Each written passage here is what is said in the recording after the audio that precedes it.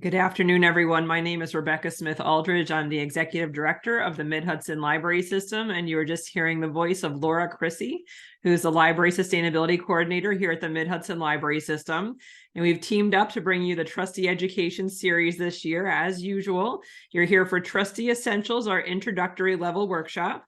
It is eligible for the trustee education requirement under New York State. And I'm going to ask Laura just to explain the certificate that you might be looking for after the event, what to expect. Laura, do you mind filling folks in on that? Sure. We do have a new certificate process that we'll be using. So you will receive a certificate after the event.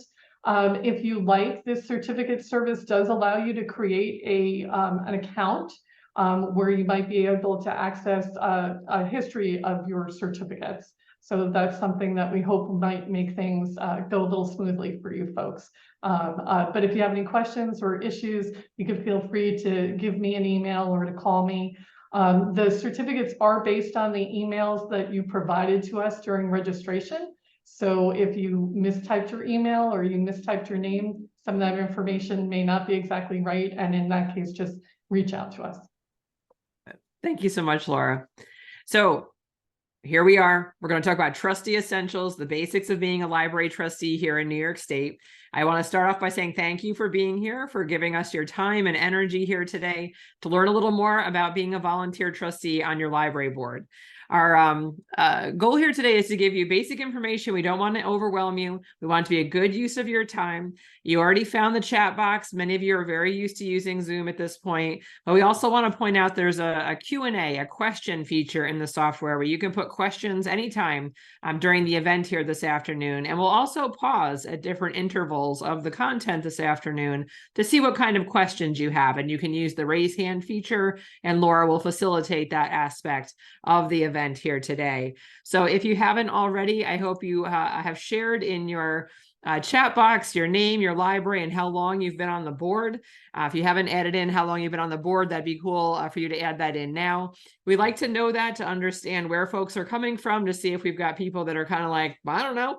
And then we also have sometimes people who have been on the board for quite some time and decided to brush up on some of the content, or really never had the chance to take this workshop before, so we're taking the time to do so today.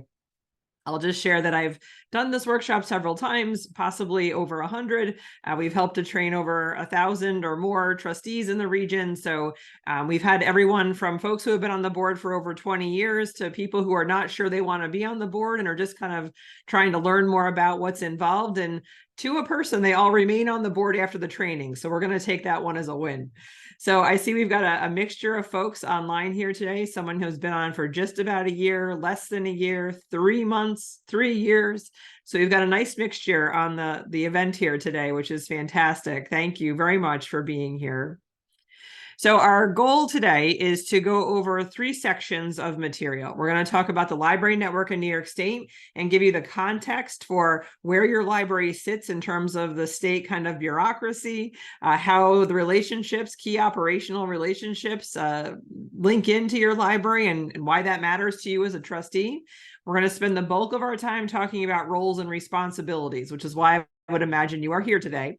So that will be tied to work from the Handbook for Library Trustees of New York State, and we'll painstakingly go over that to explain that one in just a minute. And we're also going to touch on board meetings, because that's where you'll spend the majority of your volunteer time for the library. In most cases, of course, there's anomalies. We want to give you a fighting chance to understand New York State's open meetings law and how that intersects with how you conduct the work of the library as a trustee. So that's how we'll structure the event today. Most of the content is based on the Handbook for Library Trustees of New York State. Laura's going to share the link to the online version of this. It's freely available as a PDF and as a LibGuide on the New York State Library website. You may have already found it, or your director has already handed you a copy. If you are like me and you like print copies, you can request a print copy, complimentary free copy from Laura. She'll send that to you via the delivery to your library. But we will also note that a new edition is coming out later this year. So it might be a short read, or maybe just something to rest your coffee cup on until that new one arrives. But you'll see there's a workshop code there, TE52023. We'll put that in a follow-up email to you. If you do want that print copy, or just for posterity, you can get that for free from Laura for attending today's workshop. So let's dive in and talk about the library network. Just a reminder, if you have questions, we're going to pause in a bit and you'll have a chance to ask questions, or you can always put them in the Q&A area of the Zoom software, and Laura will curate those and moderate them during the question and answer periods throughout the webinar this afternoon. So we talk about the library network first, because I'll just share that I've been here at MidHudson.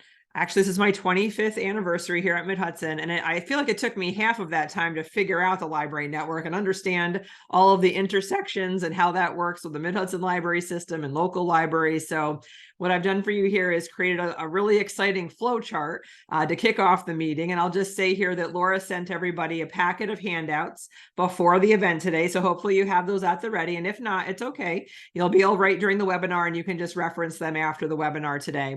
But this page 1 in your packet, that's what that refers to as the handout packet Laura sent you ahead of time. And it's just this exact same slide blown up larger, if it might be easier for you to see on a larger piece of paper.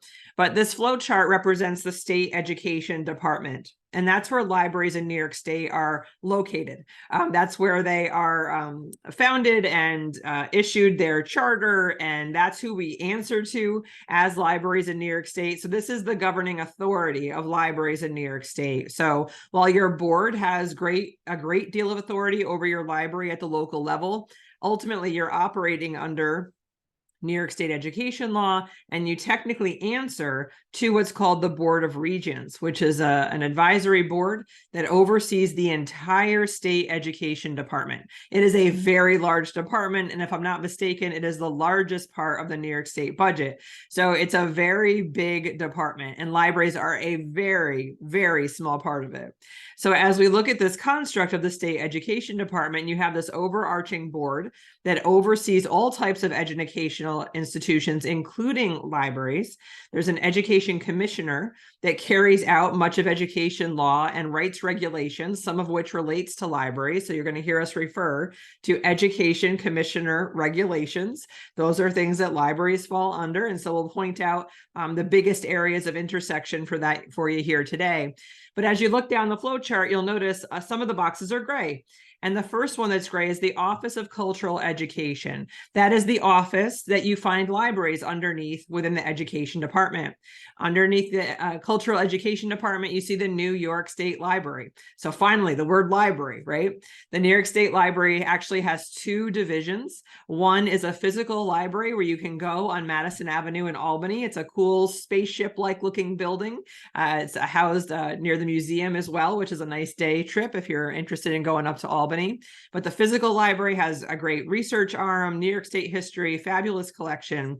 And then they also oversee what's called the Division of Library Development. And this is an acronym you will often hear your director refer to, DLD, the Division of Library Development.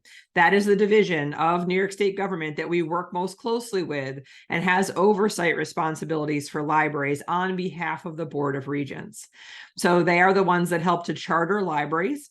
That's where our annual report to the state goes. They help to carry out education law and regulation, as well as a variety of state aid programs, some of which we'll touch on here this evening, or this afternoon rather.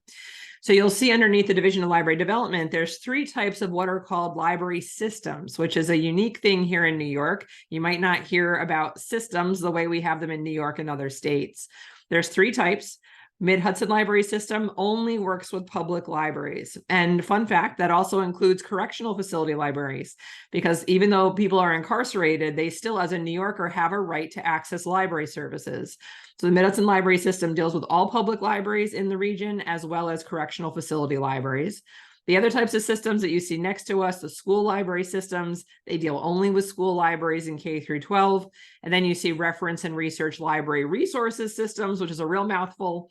Sometimes it's a shortcut referred to as the 3 R's system. And they basically deal with all the other types of libraries that are not school or public or association libraries. So Hospital libraries, law libraries, local history rooms, those types of things will often be members of a 3R. So you're getting lots of jargon here in the first 5 minutes of the webinar, but don't be turned off because this is just the boring state part. But so the public library system part with the MidHudson library system, you then see public libraries underneath the public library system. And for purposes of understanding how maybe information and regulation flows, this is a good explanation. But on a day-to-day basis, what you'll really see is the MidHudson library system should really be next to the public library box because we act as your partner and are your partner on a day-to-day basis. But every once in a while, we're asked to carry out a state aid program. Laura, for example, carries out the state aid for construction for library program. We also have other aid programs that result in additional services for your library. So we administer those funds. And we help to carry out regulation as something that's called an agent of the state, which some days sounds cool and other days sounds very ominous. But that's only when called upon. So for example, if someone complained to the state librarian about your library, they would call me and ask me to investigate. So every once in a while, we end up serving as investigators, but really only to the end of helping your library navigate something that might be going off the rails. So on a day-to-day basis, we'll go over the services of the system, which are, I think, probably way more interesting to you than this idea of the state asking us to come in and do something that might honestly never happen while you're on the board. So the relationship with the state, the MidHudson library system really is that buffer between your library and the state to help interpret law and regulation, get money into the hands of your library, and then on a daily basis, coaching you through issues, providing education and other services that help to save taxpayer dollars. So we're going to talk more about library system services in a minute, but I did want to explain how money flows from the state to your library while we're on this slide, because there's not much cash that actually comes from the state to your local library. So when you get your financial reports every month and you take a look at your revenues, you'll notice the vast majority of your revenues come from local tax dollars, which were approved by your neighbors, hopefully through a vote. In some of your cases, that might not be how it works, but for most of you, it is. And then there'll be a couple of random lines of other funds that come in to help support the business that your library does. And one of those lines is another acronym. It's called LLSA, which stands for Local Library Services Aid. And that is a state aid formula that comes directly to your library. It's supposed to be 31 cents per capita or $1,500, which is ever more. So you can probably tell right away that it's not a big chunk of revenue, but it is cash, right, to your library to help carry out work. The majority of state aid comes to the local library system level, so at the MidHudson level. And we work with your library directors to figure out how best to spend that money on behalf of all libraries to save money at the local level. So for example, we do a physical delivery system amongst all 70 buildings in the MidHudson library system. Just that one service saves taxpayers $4.5 million a year. So we find ways to maximize that money on behalf of your library, your patrons, and the community at large.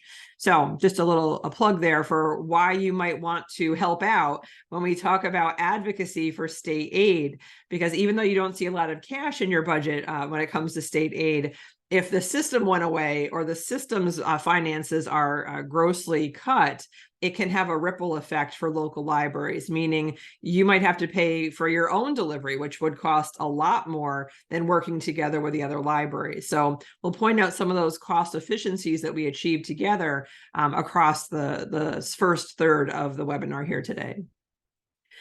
So I mentioned the Education Commissioner's regulations, and there's a few that you will come up against as library trustees. You don't have to know them all. That's why you have your director and the staff here at MidHudson to help you navigate all of them. But you will have a direct oversight to make sure that your library is in compliance with what's called the minimum standards for libraries in New York State.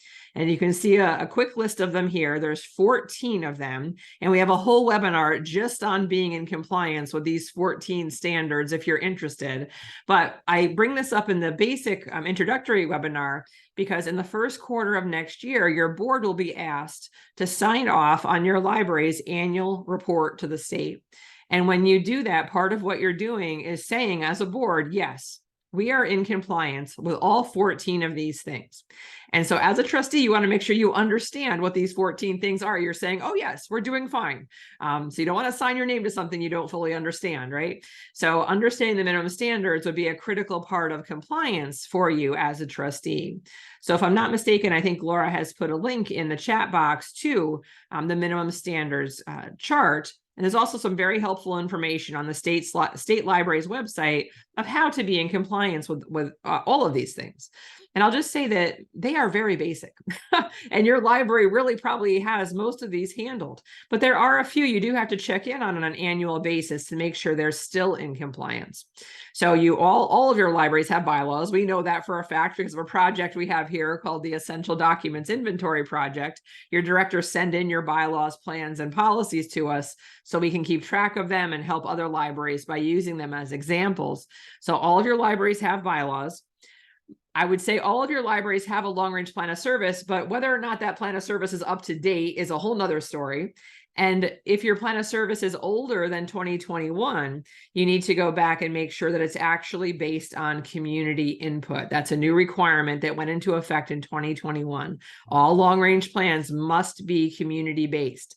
No more guessing or making assumptions at the board table. You actually have to get out there, speak to your community, find out what their goals and aspirations are, and make sure library services and resources are actually responding to that. So we'll talk more about that in a few minutes. An annual report to the community is required. That needs to be board approved before it goes out. That's something new that came up in 2021 and the new minimum standards that were issued. So making sure your board votes on the annual report to the community before it goes out.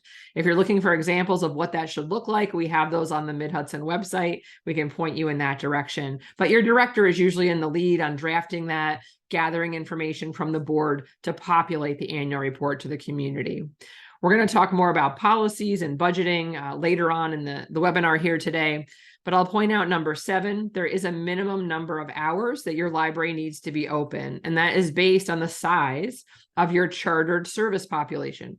Your chartered service population, the service area itself is defined in a document called your charter. Your charter is issued by the Board of Regents that we learned about on the last slide. And so for older libraries that were formed early in New York State's history, you might see a charter document that's framed and hung on the wall. It's huge. And it might define how many trustees you're supposed to have and what your service area is. Libraries that were formed later in history here in New York State, you might just have a file of paper that was created when your library was chartered, but same information will be found in it. What is your service area? How many trustees are you supposed to have? So those are important documents that all trustees should be aware of and familiar with. Number 8 is very subjective, but there's a few key things. A facility that meets community needs needs to be accessible to people of all abilities. And there's a number of other things to consider in modern times when making sure a facility meets the community's needs. Number 9, all of your libraries are doing programming. You want to make sure they actually address community needs, though, which goes back to number 2, making sure your long-range plan is based on community needs.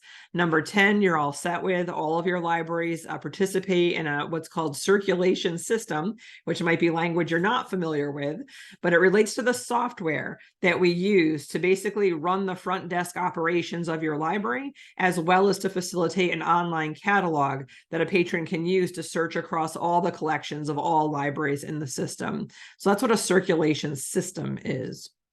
Number 11, current library info in print and online. Let's make sure your public knows the hours of the library, knows how to get a library card, knows where you're physically located, just the basics of accessing library services. Number 12 is also tied to your chartered service population. Your director's education level is dictated in the Education Commissioner's regulations. So for libraries that serve over a certain population, your director is required to have a master's in library science or information science and be eligible for a New York State Public Librarian certificate. Number 13, annual tech training for your staff. I think you can imagine why we need to do that these days. Staff all need to be up to speed in helping folks to use a computer, use their devices, download information from either the internet or from our collections onto their devices. So important basic skills that your staff should have. And number 14, again, fairly, I think, subjective, but we really want to see libraries having partnerships out in the community to make sure we're not acting in isolation or duplicating services that are really needed by the community in a way that squanders resources. So evidence of partnerships is very important. We really are helping to address so many amazing opportunities in our communities, but also address challenges in our community. We know that really what's called for is collective impact. We can't act in isolation. We need to join forces with others to address some of the challenges of the day in our communities. So next, I'm going to talk about the MidHudson Library System specifically, but just a reminder, if you've got questions along the way, drop them in the Q&A, or you can ask them during the questions period with Laura's help and facilitation. So the MidHudson Library System, we showed you that fancy flowchart. The public library system your library lives within is called the MidHudson Library System. That's where Laura and I work. Our organization is also chartered by New York State, just like your library is. We're not chartered as a library. We're chartered as what's called a cooperative public library system. And it's called a cooperative because all the libraries in this region cooperate together to create services that help every patron have more access than they would have had each library acted in isolation. So since 1959, our libraries have come together, hashed out policies, come up with great ideas, found efficiencies and ways to operate that really strengthens each local library by being connected throughout the system with all the other libraries. So here at MidHudson, we operate as a facilitator, as a coordinator, as a point group to purchase things. A lot of work we do here is to make life easier for your library staff, but also to save taxpayer dollars. But always at the end of the day, we're looking to increase access for your patrons to information, education, and entertainment. So the area we serve is pretty large. We have 3,000 square miles. We cover all of Columbia, Dutchess, Greene, and Putnam counties, and most of Ulster County. There's 4 libraries in the southwest corner of Ulster County that decided they'd rather be in the Ramapo-Catskill library system back in the 1950s. And I'm going to refrain from commenting on that, but we all know MidHudson is a really good system. So if they ever want to join us, they're going to be welcome. But we have a governing board, just like your library has a board. We have a 15-member board, so it's a rather large board, but it's cool because it's a representative, 3 representatives from each of the 5 counties that we help to serve. So your directors and your county directors associations actually choose who represents them on the board of the MidHudson Library System. So once again, reinforcing that idea of cooperation. We all work together so that we can all go further on behalf of our patrons. So the money that runs MidHudson, as I mentioned, a lot of it comes from New York State. But back during the recession in 2009 and 2010, there was a great deal of money cut out of education formulas for libraries. So at this point, only about 75% of our expenses are covered by state funds. And back in 2010, the library directors got together and really had to have some hard conversations about which services are most important to our libraries, how much do they cost, and how are we going to fund them as a cooperative. So at this point, it breaks out that 75% of our funding comes from the state, 24% comes from something called the member assessment. The members assess themselves a fee to help cover the remainder of those costs. So the directors drive that conversation. They created the formula. They vote each year in June for how much the assessment will be in January. So you do get bills from the MidHudson Library System, and that's primarily what they are for, which is to help underwrite services such as the one you're here today benefiting from, delivery, the software we talked about, all sorts of things that help our libraries run well and meet the needs of their communities. So before I mentioned that just the delivery system alone has a huge rate of return. I mentioned $4.5 million a year are saved thanks to the physical delivery system we underwrite here at the MidHudson Library System. But we did a study 4 years ago looking at all the services that we provide to member libraries, and then took a look at all of the money that comes into MidHudson, both from the state and member libraries. So at the state level, this is for the whole entire state, the average for systems is for every $1 invested, $7 in services are produced. Here in the MidHudson Library System, for every $1 invested, we produce $10 worth of services.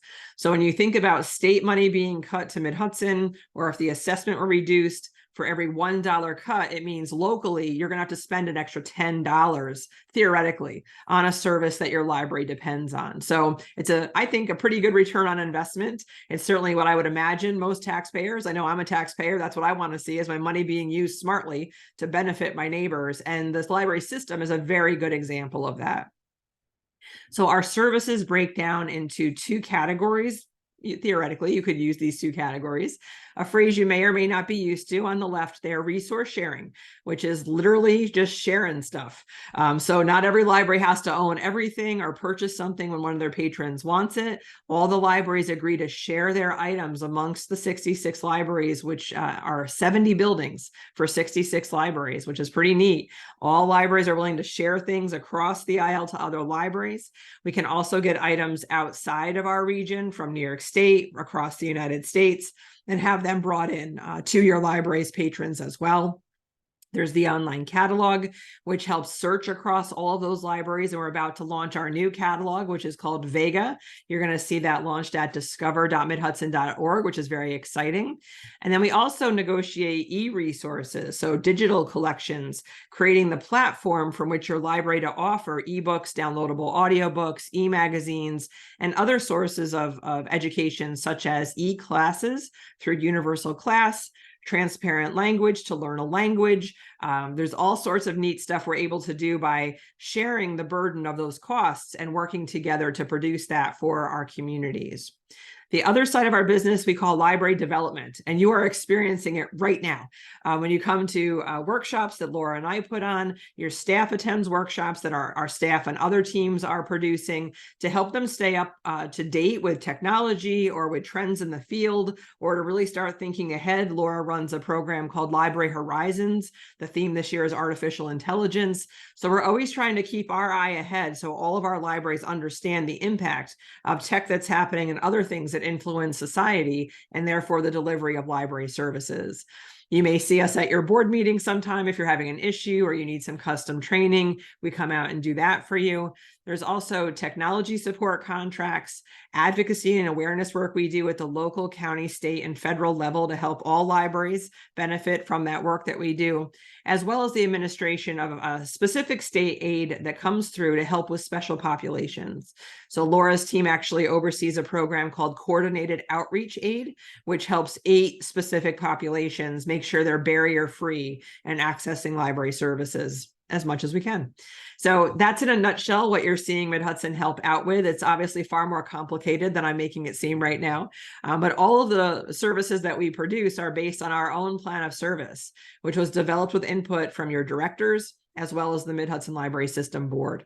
So your director's participation in meetings at the system level greatly impact what we're able to produce on behalf of local libraries. So we encourage your directors to attend system meetings, including the county directors meetings, as well as the system-wide directors meetings. Those are really critical conversations your library should be represented at.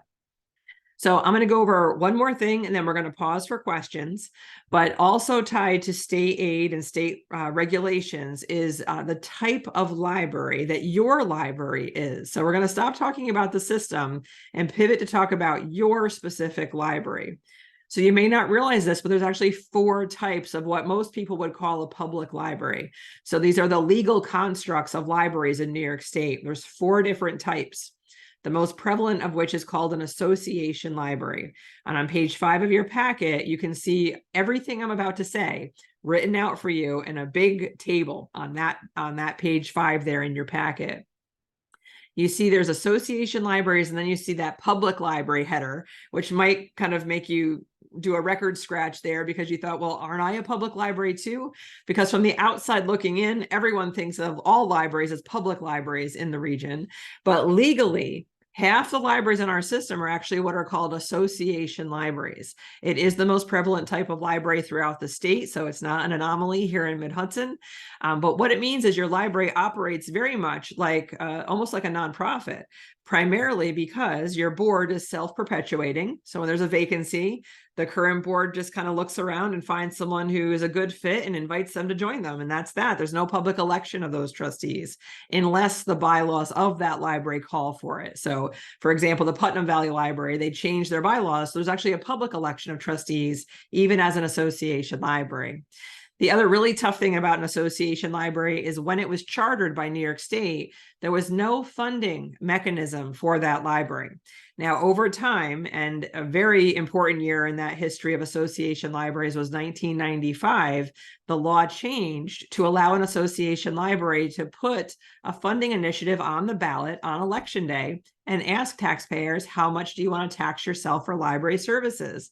That's called a municipal ballot vote or a 414 vote. So something I would imagine many of the association libraries on this call are familiar with, because that is a primary funding mechanism now for association libraries. But when they were first formed, there was no money. They just were fundraising or contracting with the town and hoping for the best from year to year, which is no way to run such an essential educational organization.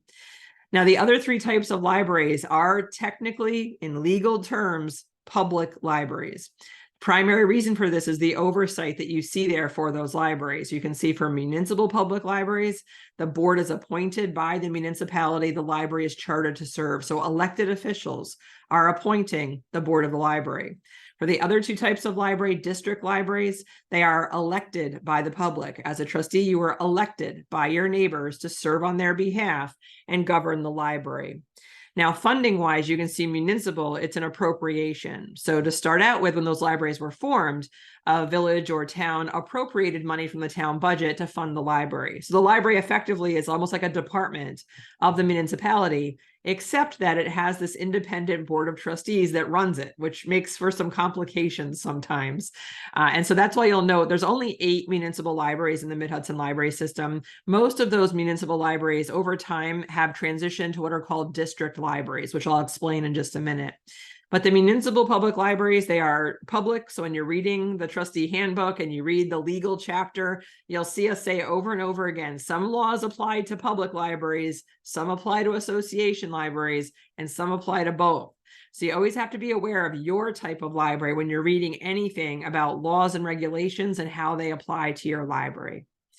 Now, public library districts are the recommended model for libraries in New York State. And in MidHudson, we actually have the most special district public libraries of any system in the state, which is a testament to our commitment to making sure your libraries have sustainable funding.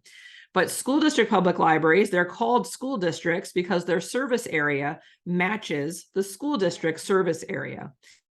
The school district is also the tax collection agency. But other than that, the library is completely independent. So the school district has no say over how you run the library, the policies of the library, or anything else to do with the library. They just collect the taxes after the voters approve the amount and turn them over to the library. So in a special school district public library, you have the service area matches the school district. The board is elected by the public. There's an annual public vote on the budget and the election of the trustees, no questions asked. Unlike the association libraries or the municipal libraries, where to get on the ballot, you have to have a petition signed just to get on the ballot to have a vote, which is very onerous for those libraries. So you'll find association libraries and municipal libraries, in my opinion, are chronically underfunded because of that mechanism being more complicated and more burdensome to get onto the ballot. So if you want to learn a lot more about this, you can come to our sustainable funding workshop. We take a very deep dive on it. But I'll just say the last type of library, they are the special district public libraries. They function very much like a school district public library, except that the unit is smaller than a school district. So in our region, libraries got off to a very early start. So there's usually multiple libraries in one school district. So they couldn't become one school district public library unless they merged, which has been a very unpopular idea. And we can talk more about that if you buy me a beer. But a special district public library literally had special district legislation written to create a special geographic area. So for example, I'm sitting here in Poughkeepsie. I am next door to the Poughkeepsie Public Library District.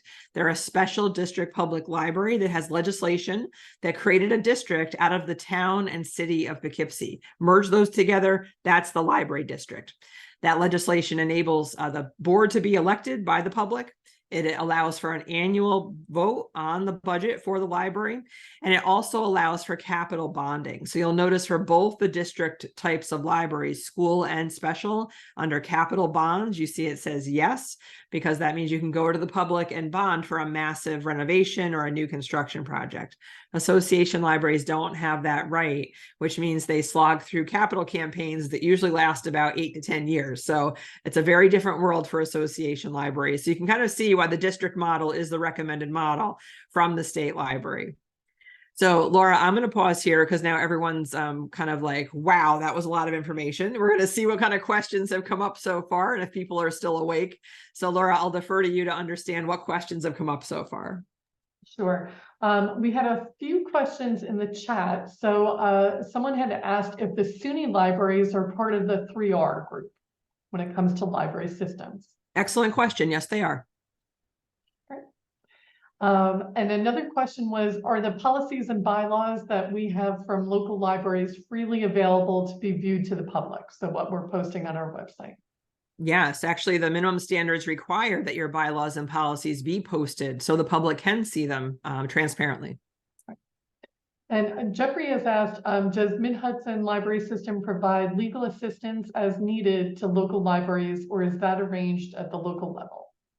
So it depends. So I'll say that to get you started, you can always give us a call. There's a lot of legal issues that other libraries have been through and we can advise you on, but we'll also let you know when you've reached the end of our expertise or our comfort level in advising you on something, and we can refer you to other lawyers. So at this point, there is no legal service arrangement where you get a reduced rate for being a member of the MidHudson Library System. They've resisted that so far, but it's an excellent idea, Jeffrey. Jeffrey also asked, how does civil service come into play? Sure. So you'll see here on the slide that we're at for types of libraries that civil service does not apply for association libraries. They operate outside of civil service. But the 3 types of public libraries all do fall under civil service. So boards must be aware of that, particularly when you're hiring a new director. We're going to talk about hiring and your relationship with your director in a minute. But for anyone who's not familiar with civil service, what it does is to create a system that is theoretically designed to minimize nepotism and favoritism being used in the appointment to positions that are underwritten with public dollars. So in civil service speak, when you have a hire that needs to happen, whether it's your director or another staff person at the library, your library director or the board contacts the Commission of Civil Service for your county, or in the cases of Poughkeepsie and Kingston, the city civil service commissions, to say, hey, we've got an opening. Is there anyone on the list? Which means that folks have taken a test to prove that they are qualified for a position, and they get put onto a list ranked on how they scored on that test. And your library is required to hire off that list. So it does complicate things for people, but it also has very good intentions of making sure that no favoritism is in play when hiring public positions. And we do have another question, and that is, what is the maybe of capital bonds for association libraries? So the maybe is there because there are cases in New York State where either a law was passed specific to a library, and you're not going to be surprised to hear that it was probably a New York City library, a very large library unit, or for very expensive library projects, usually over $4.5 to $5 million. Oftentimes what's called the dormitory authority can bond on behalf of an association library, but usually under that price point, it's not affordable to bond for that project, and therefore the dormitory authority is not a viable option. So it's one of those it depends kinds of situations that you'll probably need to consult with a professional about.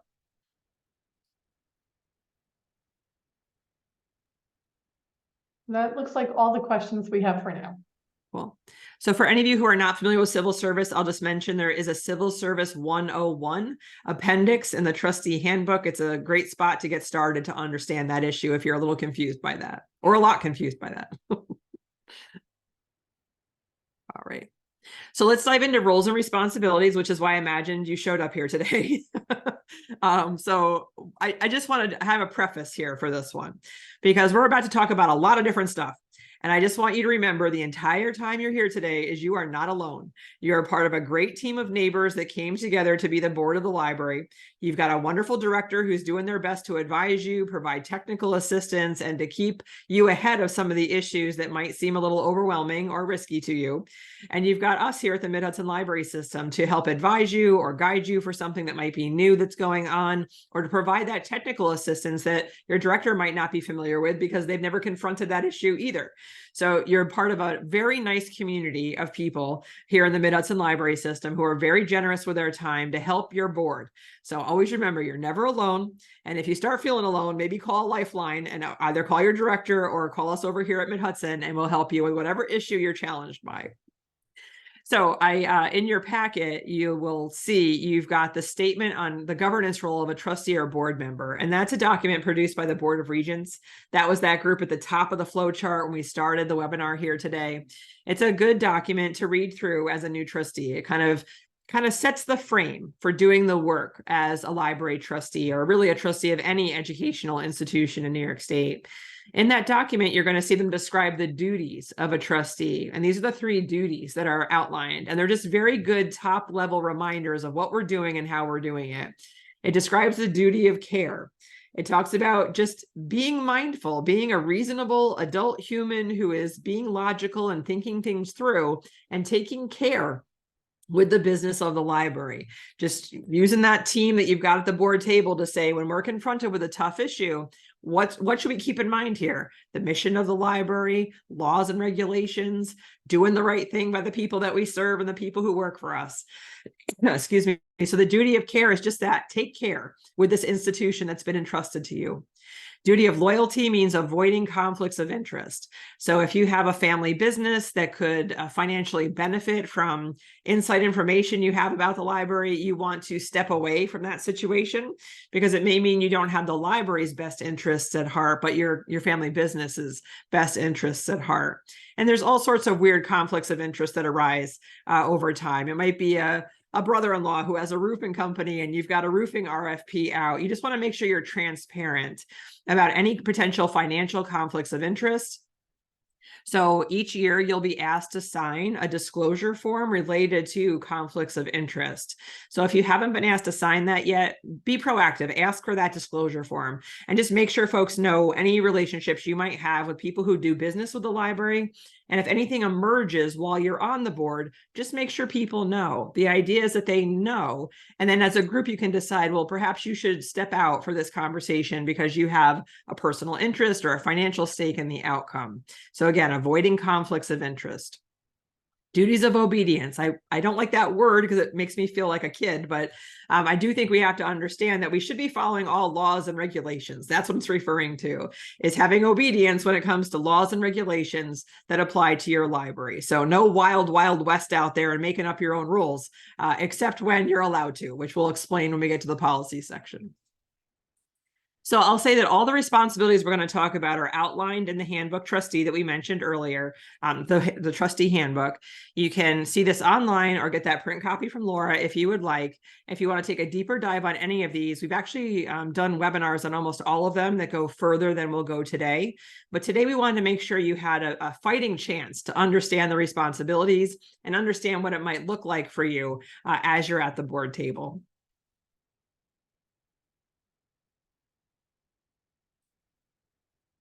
So before I dive into the specifics of that, excuse me, I just wanted to cover 2 things about how you carry out these responsibilities, because it'd be very easy for us just to hand you the textbook and say, oh, good luck with this, and let us know if you have any questions. But a lot of times how you go about doing the work is almost as important as the outcomes of the work that you're doing.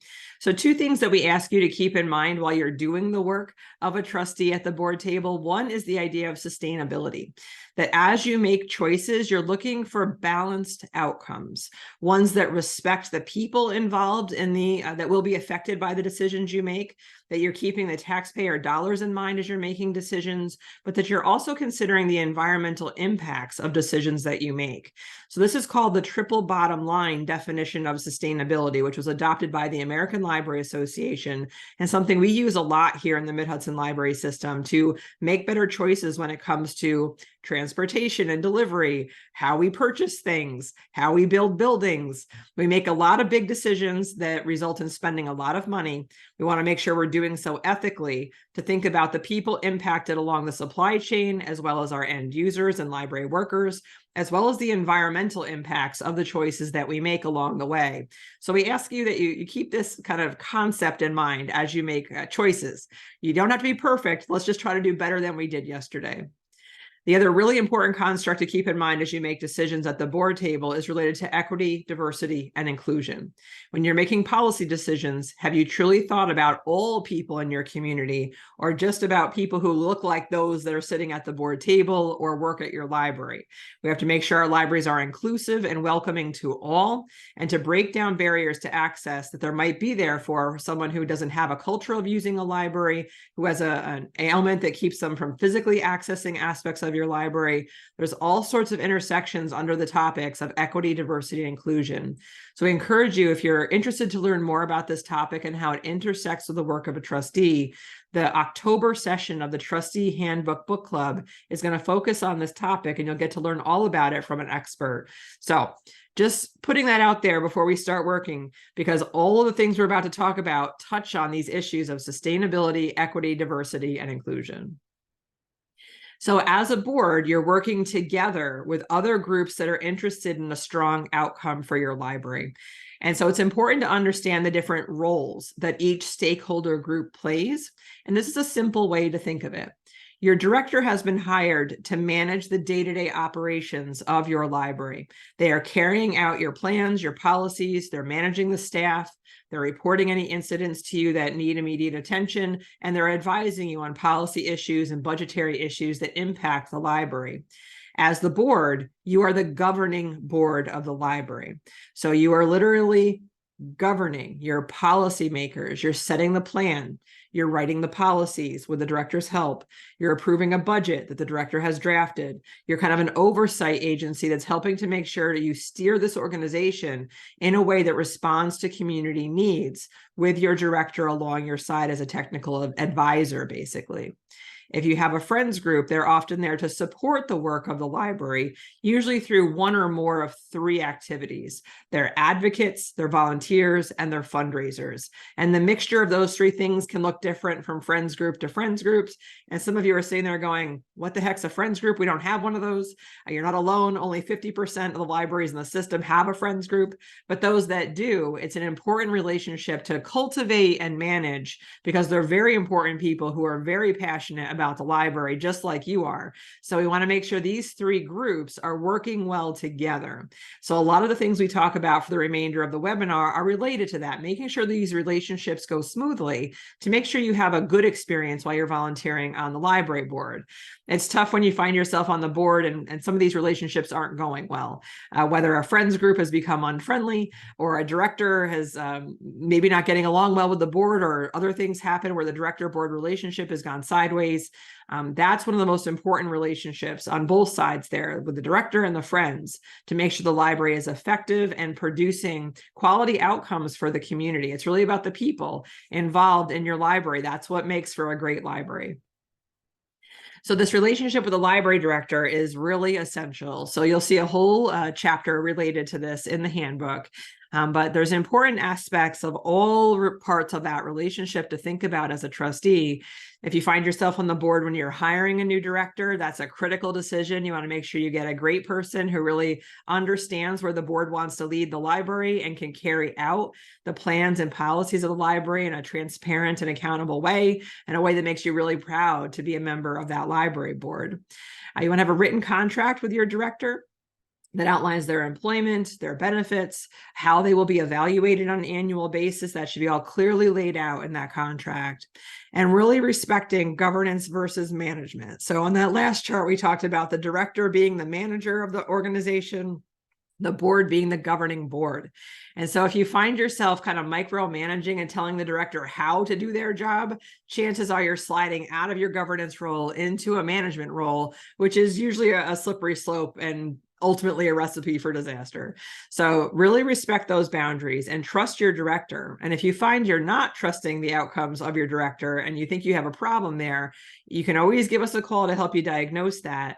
But I really have to say those annual evaluations, when folks call us and say, I'm having a problem with the director, blah, blah, blah, my first question is, hey, when's the last time you evaluated them and had a discussion about their performance? 100% of the time, the answer is, oh, we've never evaluated the director. So oftentimes expectations aren't clear, communication isn't going well, and that's usually a two-way street between the board and the director. So be careful before jumping down the director's throat to make sure you've actually been clear about expectations and communications with that person, because they are critical to the success of your library. But just to go back up a second here to the collective authority checkpoint, the board is a collective authority. So that means that, yes, you are a very important person. We call you a VIP, a very important patron at the library. But as an individual, you don't have much power unless perhaps you're the board president. So as a library trustee, you might walk into the library, and at that point, you're technically really a patron who is extra observant.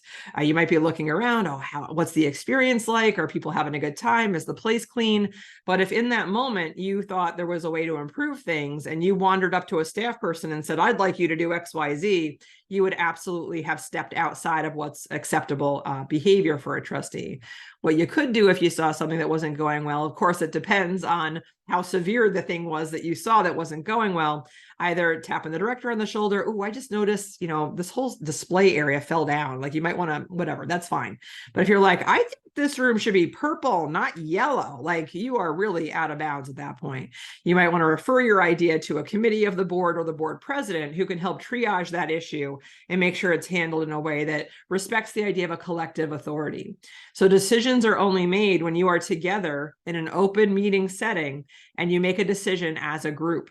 That's when you have authority, not as individuals. Or I'll say this, if the board has voted to give someone authority, that's an anomaly, but it could happen. But again, the whole board must have agreed this person can do X, Y, and Z. So for the most part, you're working as a group, you're referring things to the board president, who will then triage things either to committee or tell you, hey, we already dealt with that last year, or maybe we don't want to get involved in that right now. So always be diplomatic in that respect.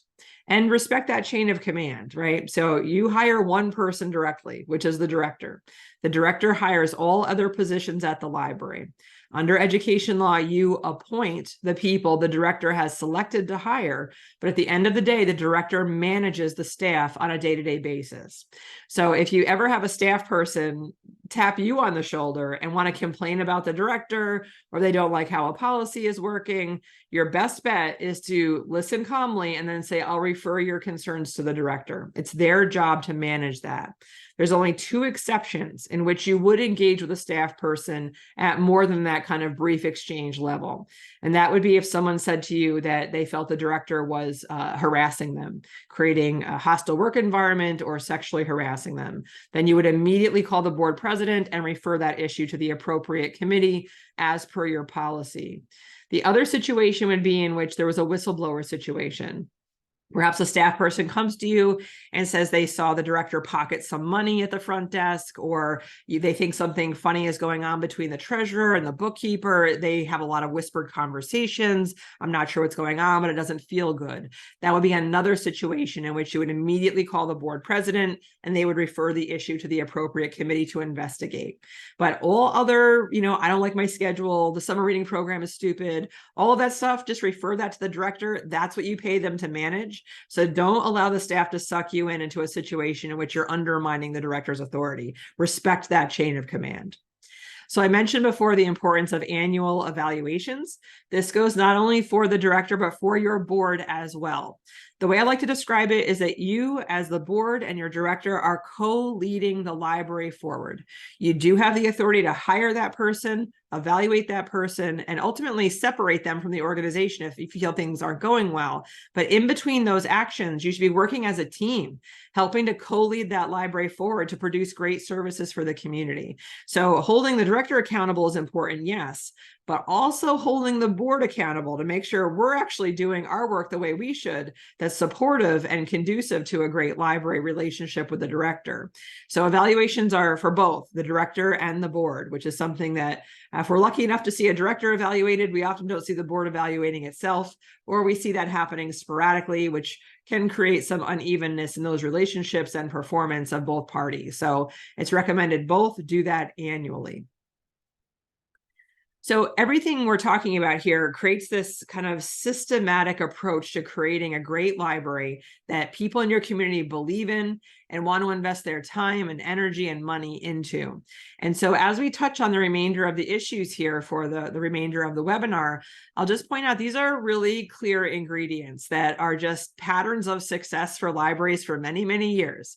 So when folks ask me to point out libraries that are doing a great job, what are some of the best things they're doing that makes them so wonderful? You're looking at the recipe right here. When you've got boards that are very transparent and very accountable to their communities, that base their planning on what they heard directly from the community. They're not guessing, they're not assuming, they're listening. People that actually produce quality services that have outcomes that matter in the people that we serve. So not just good intentions, but actually making an impact in people's lives. Community partnerships, we mentioned before, the importance of collective impact and finding other folks that are doing good work in spaces that matter to your community, aligning yourself with them, partnering up so you can go further on behalf of your community. And then really strong advocacy and PR, advocating for the library in the community, but also getting the word out about what the library has to offer in the community and why it matters to people. We have to tell that story.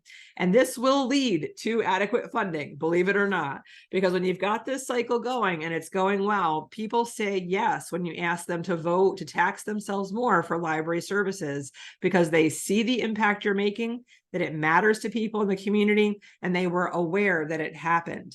And so through all of this recipe, as I mentioned before, this is how we make sure folks want to volunteer and help the library. This is how we help make people want to vote yes and see this library go further because you're doing a great job on behalf of the community and people believe in you, that you're using their money wisely. So the remainder of the workshop, we're going to talk about little things that help add into the best practices of this recipe that you see here. So we mentioned several times already that your strategic plan, it might be called a long-range plan, it might be called a plan of service. To be honest with you, we don't care what you call it, but we hope you have one. And it actually has goals laid out that are based on what the community actually needs from your library. So you'll see in the trustee handbook, there's a 5-step planning process. If you find that your long-range plan is aged out or is maybe a year away from expiring, it might be an activity that your board is about to engage in. And you'll see here, it looks so simple, right? 5 steps. And you'll see a whole workshop recorded on this on the Training on Demand platform, which we'll explain more in a minute. But doing this work will actually, in our experience of, as I mentioned, I've been here about 25 years. We've helped at this point, most recently, over half of our libraries go through a process that gathers input from their community to build their long-range plan. And before we started that cohort process, I helped for over a decade. Almost all libraries in our system develop their long-range plans. And every time we described the planning process, trustees would just be like, "Oh, so much work, Rebecca." And I'd say, yes, it is. But what else are you doing, right? You're volunteering your time. You might as well use it wisely. And by the time they were done with the process to a library, they would say it was the best use of their time while they volunteered on the library board. Because once you hear from the community and you understand what they need and you develop a plan that's going to push library services and resources in that direction, the rest of your decisions get very easy. You understand how to build a budget that's going to help respond to those needs. You understand how to write policies that create the environment in which those people want to operate in your library. A whole board understands why we're doing what we're doing. Things start to just flow really easily from there. So if you find yourself on the board during a planning cycle, you can have a big sigh, but honestly, dive in. It's going to be a great use of your time. You're going to learn a lot about your neighborhood and your town, and it's going to help you feel really confident at the board table that you're making good decisions that are going to result in services that matter for your neighbors. We like to use a program called Libraries Transforming Communities. So when we say gather community input, we don't mean a survey that says, do you like our hours? What we're talking about is really getting out there and having conversations with members of your community and finding out what's most important to them. What are their hopes for the future? How do they see this getting to a place where they want to remain and raise their families or retire? So these 4 questions can be very revealing. We've used this process with more than half of the 66 libraries here in the MidHudson library system, and we're seeing really strong strategic plans being developed from it, because what they're doing is listening to what people's aspirations are and then designing services and programs at the library level that respond to that. Now, we can't fix all the problems in a community, but we can apply the right approaches from a library standpoint to some of the issues that our community is contending with. So finding out what kind of community people want to live in, their values, why is that important to them? What's the gap? How is that different from how they see things now? And who are the trusted people to create that kind of change? That gives you like all the answers to the test to create a library that's providing services, programs, and collections that are going to actually connect with people and what they care about. So we strongly recommend this model. There's other models. You can totally create your own if you'd like, but Laura and I are here to help you if this is something that you're facing in the next year or two, because we've had a lot of experience doing that work here in MidHudson. So we mentioned work like this is what leads to funding for your library. And this is one of the major responsibilities of a library trustee, is to secure adequate funding to produce library services to meet community needs. Now, my dad was a library trustee for 10 years, and this is something he always worried about, making sure there was enough money and respecting the taxpayers in a way that didn't make it seem like they were being frivolous. So there's a couple key things to know about your library's finances. The number one thing is your library is not a charity. It's not an average nonprofit. You're chartered by the state education department. You're a not-for-profit educational institution. You are part of the education infrastructure of your community. That's why we're under the state education department. So leaving the funding for your library to chance is really not very good stewardship. You should have a public vote on a regular basis to make sure you're keeping up with the increases in inflation, cost of living, and just the general changing needs of our communities, which honestly have changed greatly over the past 10 years.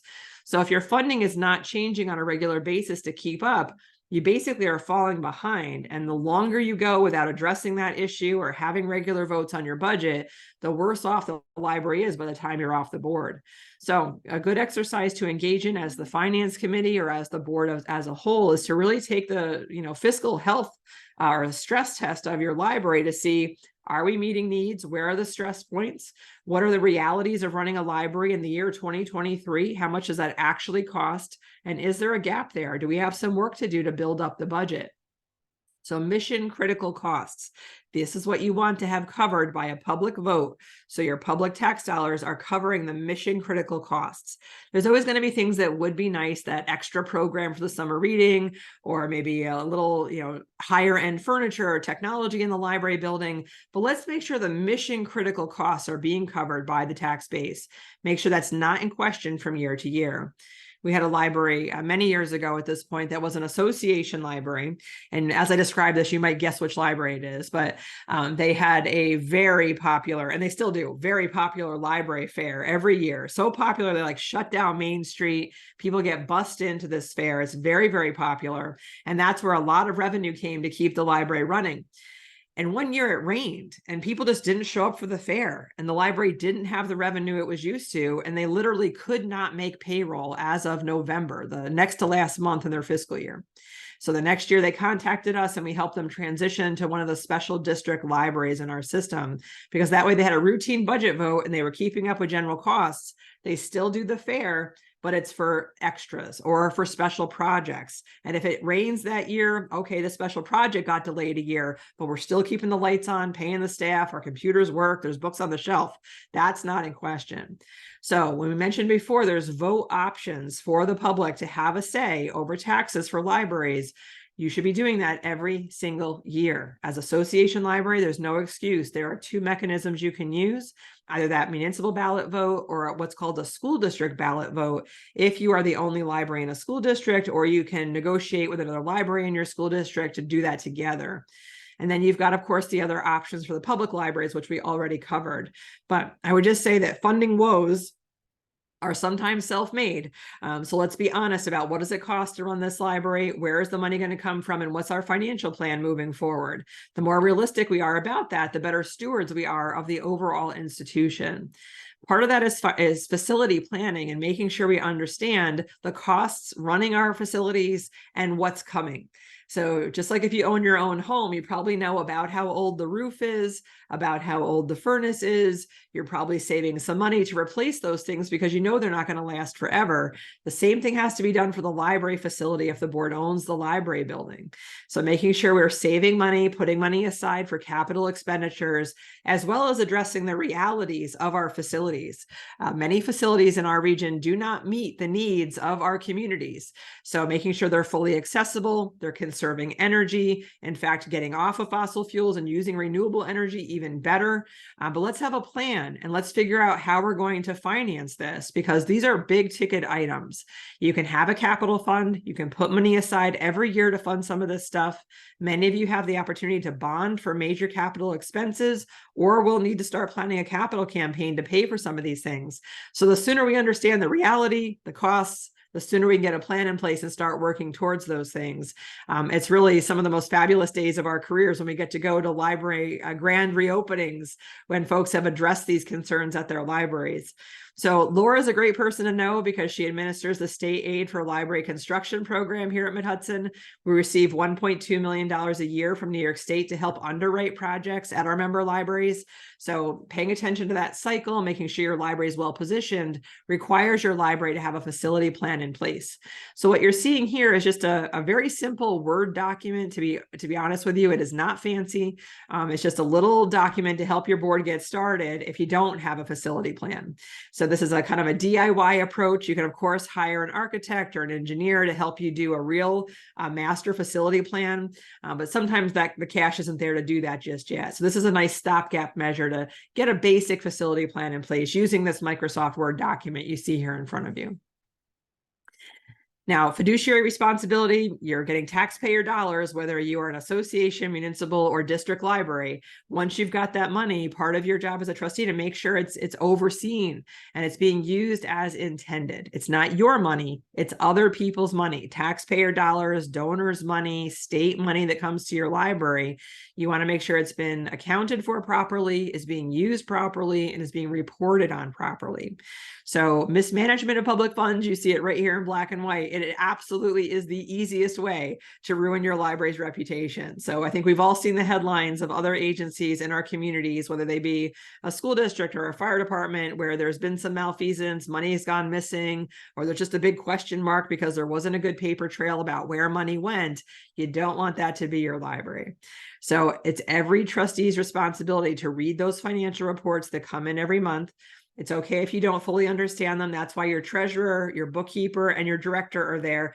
Ask questions. If you don't understand something, you don't know why a check was written to so-and-so, go ahead and ask. That's actually your job, is to ask those questions. And we also strongly recommend you have a third-party audit by a CPA, a certified public accountant. Have them come in and read your books and make sure it's all going the way you intended it to with the internal financial controls the board has put in place. And financial planning is also part of that fiduciary responsibility, which we just talked about on the last two slides. So you'll see more information about this on page 15 through 17 in your packet. If you want to take a deeper dive, there's also a whole training on the fiduciary role of trustees. So your other big role is policymaking. So we mentioned your duty of obedience to follow laws and regulations, except when you get to make up your own rules. This is where you get to make up your own rules. You're actually like mini policymakers here at your library. You're making policy that helps to protect your library, to minimize risk, to make sure people are treated fairly. And policies are something that is probably, we joke around a lot about policies, but they really make everyone's life so much easier once they're done. So we joke that if you're a very pessimistic person, you should be on the policy committee, because really you're trying to think about the worst thing that could happen. And do we have a policy to protect the library? But the goal of the policies is that they're actually written down. It's not just how we always do things. They're written down, they treat people fairly, and they're board approved. So as we think about what policies do your library need, I just want you to take a deep breath when you see the next slide. I don't want you to get overwhelmed. There's a lot of policies that impact libraries. The minute you open your door to the public, you have paid staff, you take public money. There's all sorts of policies that your library needs to have. So I'm sure it's a work in progress. There's only, I think, 2 libraries in the whole system that have all the policies. So libraries are almost always working on the list of policies they need. But usually your director will tell you, oh, we need this policy, and draft it for you, bring it to your board's policy committee or whatever committee oversees policy making. They vet those policies and try to get a really strong draft to present to your board. And then as a board member, your job is to read that through, ask some key questions. Is this in alignment with laws and regulations? Do we consider X, Y, and Z related to this issue? So even if you might feel I'm not an expert on finances, or I really don't know much about copyright, you still want to ask reasonable questions to make sure you're limiting the library's risk. So that if something went wrong, you could see that reasonable people thought this through and put a policy in place that was generally acceptable in terms of protecting our assets, our people, and the safety of folks who come to visit us at the library building. So what you'll see here, this is a list from the trustee handbook. Everything you see here has an entry on the MidHudson Library System website where you can learn more about that policy type, and you can see samples from other libraries. So I would say you probably never start from scratch, probably see how other libraries have done things and just iterate from there for your situation. Now, related to policies, we have a whole webinar coming up on Thursday, September 21st on core values and ethics, which is really central to policymaking in libraries. So if you're interested in that, or you need another 90 minutes to round out your trustee education requirement, here's another eligible webinar for you coming up, and it will be recorded. In case you're not available for the live event, you can get the recording in the aftermath. Now we're going to talk about one more role and then we'll stop for questions again. But your other really key role is to promote the library in the community. Now, people like Laura and I and your director, we're paid to work at your library. We believe passionately in libraries. We're articulate about libraries, but we do draw a paycheck from our libraries and our organizations. But when you, as a trustee who's a volunteer, starts talking about the library, people really listen because they understand you're not being paid to say good things about this organization. You believe in this organization so much, you're giving your time and talent and energy to it as a volunteer. That goes 10 times further than most things that we can say to a legislator or your neighbor, our average taxpayer, town supervisor. You have a massive opportunity to make an impact when you're commenting on the library. So getting the word out about the library, advocating for the library is something we cannot leave to chance. There's just too much misinformation out there. There's too many competing interests out there. We have to be deliberate, smart, and active when it comes to promoting the library. So making sure your library has a healthy public relations line in its budget to help get the word out so people can connect with the services that everyone's worked so hard to create, learn what the library has to offer, super important decision that you can influence. And then getting to know who makes decisions, right? Who are the decision makers? Your taxpayers, your town supervisor, your state legislators, your congresspeople at the federal level. These are all people who are either making direct decisions about your library or are really big opinion leaders in your environments. So make sure you know who's who, work the networks, make sure people are hearing good things about the library. Don't leave that to chance. At the end of the day, if you're not super comfortable with this, I'll just always remind you, it's not always about public speaking and walking up to someone you've never met before. Sometimes it's writing a letter to the editor or a letter to your legislator. Sometimes it's participating in a call to advocacy from the New York Library Association or the American Library Association. Sometimes it's just telling a story to someone about why the library really matters to you. So please think about that. What is your why? Why did you pick this organization to donate your time and energy to? Just that story alone can make a very big impact for someone who hasn't used a library in a long time or has heard about things about the library but has never used it themselves. Sometimes we have to be the ones out there demystifying what a library is today in 2023 so people understand that. Just last week, I was in a meeting with another nonprofit, and one of their board members was so puzzled that I was there. The executive director of what? The library system? And sure enough, the next words out of his mouth were, people still use libraries, and there's that moment for all of us. And I'm speaking to the directors on the line today where you just want to like slap somebody who says that because you're like, are you kidding me? Like half the people in the Hudson Valley have a library card. You don't know that? but they don't know that. They're part of that half that don't. They don't interact. They're not reading the newsletter. They're not coming to your website. They don't know anything about what's going on, but they have the right to share an opinion about something they don't understand. They have the right to vote on something they don't understand. So how do we get the word out? How do we make sure that people have a good feeling about our library? Because we all know good word of mouth is one of the most valuable things you can have. When we do those focus groups with library, we actually just used to do focus groups with just general people in the community for many, many years to find out what was going on in their lives, how they thought about the library. And we would ask them, how do you find out what's going on in town? The number one answer was word of mouth, just people they trust, they heard something from, it was a neighbor, it was a cousin, it was a sister, it was a mom. So people talk to other people. That is the number one thing. You don't have to have a budget for that, but you do have to be deliberate about it. And believe it or not, the number two thing they said for how they find out what's going on in town is a sign by the side of the road. So we're not talking about super fancy social marketing, strategies here. We're talking about real basics, people, just people talking to people, seeing a sign on the side of the road, understanding what's going on, and that other people are benefiting from it. So do you think about that annual report to the community, which is one of the minimum standards for public libraries? What a fantastic opportunity that is for storytelling. Telling people how people have benefited from the library, how the money was spent, why trustees or volunteers there. You get to control that whole narrative. It's a wonderful opportunity to tell the story about the library, including to people who don't use the library. We're often just in an echo chamber talking to people who already love us. It's very easy. It's very convenient. But the work is really to go beyond that circle and talk to folks who might be open to what you're doing, maybe don't see themselves using the services, but they have to understand what we do and why we do it. So that certainly is work and something we should be very, very deliberate about moving forward. So Laura, I'm going to stop here for questions, and then we're going to tackle board meetings, and then we'll wrap things up. Sure, great. We've got some great questions. So we have a question about, does MidHudson library system play a role in the event that a local library embarks on the development of a new building? Mm.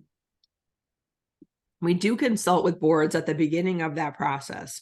So normally what we do is we come in and we help you figure out where are you in that process. And then we help you see what the next steps are, some of which we can help facilitate. Other times we need to get you in the hands of a professional. So we can advise you of how to find an architect or an engineer, whatever your next step happens to be. We will help get you to that next step. Someone asked, we have freelancers doing work for the library, for example, marketing. What would that person, should that person be answering to the library director the same way that a staff person does? I need to know more about the situation. I would say in most cases, yes, but sometimes there's other factors I'm not aware of. So I think for the most part, you want all staff or contractors reporting to the director. They are managing day-to-day operations. That doesn't mean there can't be a special project or an ad hoc committee that's put together that's a mixture of staff and board members and a consultant to make sure the board's desires are represented. But normally the director is the one listening to what the board wants to carry out and then making that happen with the budget that's been given to them. Someone asked, do libraries die? They're serious. They're saying, if politics get ugly or demographics change and there's insufficient public financial support, can they disappear or fold? What happens? Of course, yeah. If they've fallen out of favor and they're not doing a very good job and people keep voting no and there's no money to run the library, that could happen conceivably. In New York, it's pretty hard because once you have a public vote, you're guaranteed to get at least that amount until you ask for more. But we're certainly seeing in other parts of the country where budgets are not locked in for libraries. We're seeing cases in Texas and Wyoming, Idaho, where those libraries that have defended the right to read, they're being threatened with being defunded. So in New York, we have a pretty strong history of libraries and support for libraries. So there's less likelihood of it happening here. But I think any library could really take on that challenge to screw up badly enough and make that happen. I just think it's highly unlikely. Someone asked, what is okay to spend 414 money on? So 414 money, that's the money that comes from the taxpayers. It's public tax dollars. It's designed to operate your library. You can also use it for reasonable capital expenditures and even put some of that money into a capital savings account. But mostly the money should be to operate the library on an annual basis. what would be some examples of how PR funding would be used? Sure. So PR funding might be used to hire a graphic designer, to mail out your annual report to the community, to everyone in the community. You could pay for Facebook ads or social media strategies. You could do branded items, or even hire someone to make sure your brand is on point, all sorts of things to help get the word out and raise the visibility of the library. So I think you'd have to use your best judgment of when you've gone too far, and maybe you're branding a bunch of weird stuff and maybe you're wasting some money there. But having a good strategy, making sure you're investing it in ways that has relation to defined outcomes. Why are we doing PR? Is it to make sure our budget passes? Is it to get more people at programs and connected with services? Having clear outcomes should help you spend the money in a way that makes sense. And we did get a comment that before a library puts a potential trustee on a ballot, that we should have them take this course. They're finding some of this stuff is a little scary. Oh, well, I certainly don't mean to scare you. I think the idea is get the scope of work so you understand what might come before you on an agenda, right? You get an agenda every month at your board meeting, and this is the scope of things it might touch on. You might find yourself on a board that is doing amazing. Everything's fine. You're just like saying, keep going, right? Other times you find yourself on a board where the funding hasn't quite kept pace, and we have to come up with an idea of how to fix that. Or maybe you're having a board recruitment problem. I mean, there's a whole host of things that can arise, but for the most part, things should go pretty smoothly if we're following these best practices we see here. All right, let's tackle board meetings, and then we can do any more questions that have come up. We wanted to do a basic introduction to open meetings law. So very important, and I hope the association libraries online are paying attention right now, because all types of libraries fall under open meetings law, including association libraries. And you might think, well, we're not a public library. Why do we have to follow this? That's because education law says that association libraries have to follow this. So open meetings law in a nutshell. It used to be called the sunshine law. The idea being that if you shine a light on people making a decision with public money, they're more likely to do the right thing. So open meetings law basically guarantees the right of the public to come and watch your board do the business of their library, right? It's not your library, it's everyone's library. So it applies to all library board meetings. All of your board meetings fall under this law. For public libraries, it also applies to your committee meetings. Association libraries, it does not apply to your committee meetings. So what this means is your meetings have to be advertised to the public. They have to be accessible to the public, meaning someone could physically get into the space where you're having the meeting, but also that it's big enough to accommodate everyone who wants to come to the meeting. And then any document that's going to be discussed at the meeting must be posted to your website. So this is new. It used to be you could just hand it out at the meeting. Now you actually have to post it to your website in advance of the meeting. And minutes from your meetings must be produced within 2 weeks and shared on your website. So that's also relatively new. It used to be you had to have draft minutes done within 2 weeks in case somebody asked for them. But now the law actually requires you to post them to the website in draft form, not before they are. They can be fine as a draft. You're going to approve them at the next meeting. That's okay. You replace the draft with the final version after the board has approved them. But that draft has to be up within 2 weeks. There are cases in which you can ask the public to leave. So I'm going to pause here and say that a lot of you are thinking to yourself, I've never seen a member of the public at our board meeting. Like, we're lucky we get a quorum of the trustees showing up. But every once in a while, members of the public will come to your board meetings, either with questions, or they just are curious, or they have a bone to pick with the library. So every once in a while, you might think to yourself, we have to have a very important conversation, and we do not want to do it in the full view of the public because it would compromise the situation that we're working on. So there are defined reasons that you can do that, and it's called an executive session. There's 8 reasons that you can use executive session, but honestly, only 4 of them routinely apply to libraries, and you see them here on this slide. So an executive session, I'm just going to walk you through how you do this. So say you're in an open meeting, it's been announced to the public that you're having this meeting, you've convened, you have a quorum there, you recognize that it's time to do the director's annual performance evaluation. That is a valid reason for using executive session to discuss the employment history or performance of an individual. So it has to happen in the confines of an open meeting. Someone has to make a motion to go in executive session for the purposes of discussing the director's annual performance appraisal. Someone has to second that motion. You vote to go into executive session, and then the whole board stays and you say who else stays. So for 99% of the times you use this mechanism, your director stays with you. You can invite someone like Laura or I to stay with you to advise you on a topic. You could invite your lawyer or your CPA, and then you dismiss everyone else from the room. While you're alone, you can only talk about that topic. And then once you've completed that discussion, someone makes a motion to come out of executive session, someone seconds it, you vote to leave executive session, and you invite everybody back in for the remainder of the meeting. The weird part of the law is if you take a vote in executive session, there must be minutes taken of your executive session. And you're thinking to yourself, well, that would immediately reveal any confidential matters. And you are correct. So you have to be very savvy about how executive session is used. If you use it improperly, it can invalidate decisions that are made, and it can also increase your board's liability. So use it sparingly, not only because it can be complicated to use, but also because the minute you use it, it raises the specter of what's going on in there. So your stakeholders start to be like, what are they up to in there? What's going on? Because you've lost the transparency of the exchange of ideas amongst the board members. So again, use it sparingly.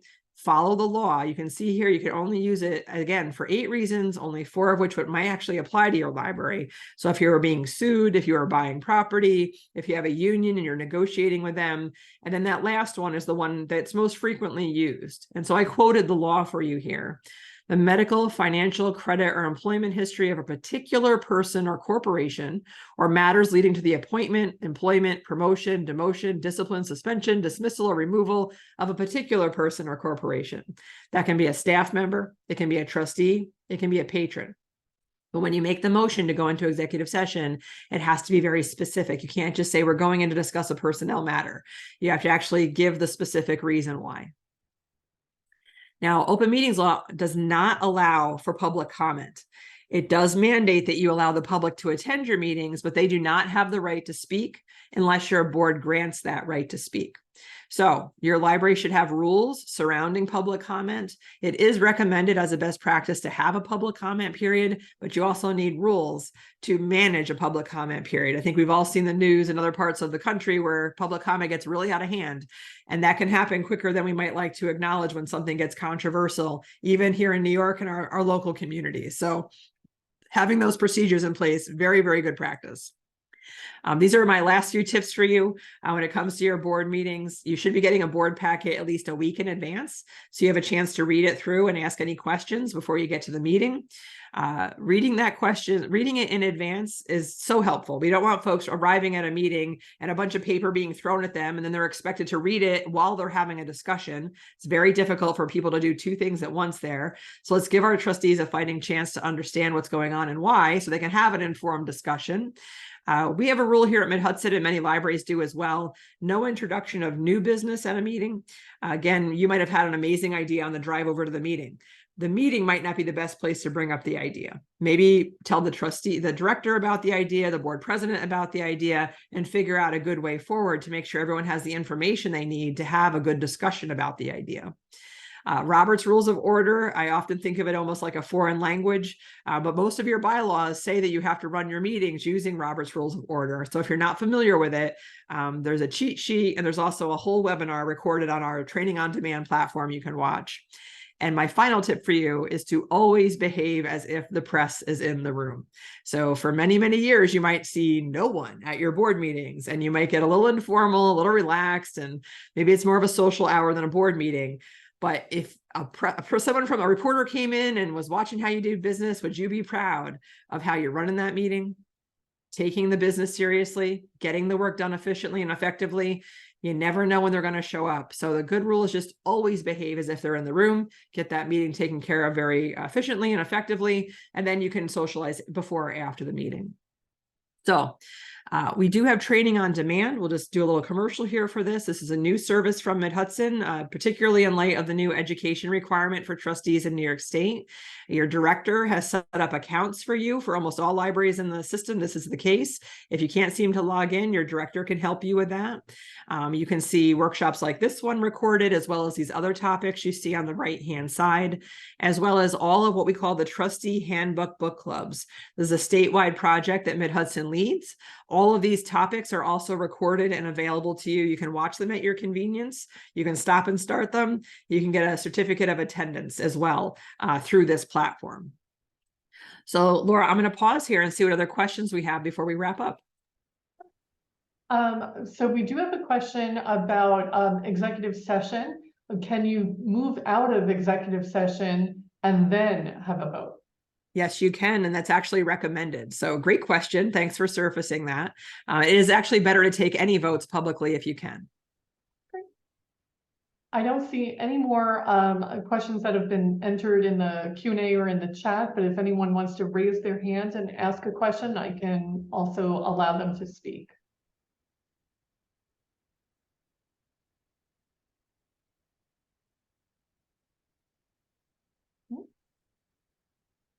All right, so seeing no other hands raised here, we'll wrap things up here today, and we're gonna end just as we started by saying thank you. Thank you for volunteering to work at your public library and do good work on behalf of your neighbors. You may or may not realize this, but American public libraries are really unique. When you go to other countries, they don't look like what they look like here in the US. There's not always that defense of the right to read or intellectual freedom or respecting people's privacy and confidentiality. And all the work you do, even these, kind of boring meetings you just sat through here with us this afternoon, or a tedious meeting about a policy, it's all for this greater good that I believe you already believe in, or you would not have volunteered to be on your local library board. But again, thank you for your work. And I truly do believe this after 25 years in the field, that the world is an absolute better place for the work that you're doing at your local library. So thank you very much. Please consider Laura and I a resource. If you have any more questions, you know where to find us. Here's our contact information. And thanks again for joining us this afternoon. We really appreciate you.